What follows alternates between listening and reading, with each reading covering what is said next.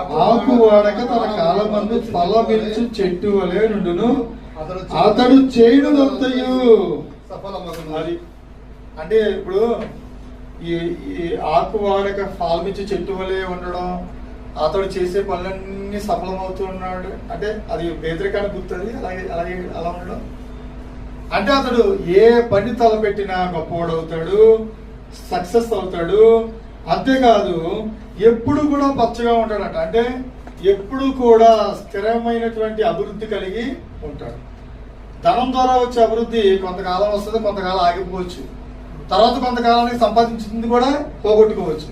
కానీ యెహోవా ఆశీర్వాదం అంటే తరతరములు ఉంటుంది అని వాక్యంలో రాయబడి ఉంది. యెహోవా ఆశీర్వాదం తరతరములు నిలిచి ఉంటుంది. తరతరాలు అంటే ఇప్పుడు నువ్వు చేసే భక్తి నీ పిల్లల వరకు కూడా వారిని గొప్పవారుగానే ఉండేలాగా చూస్తుంది.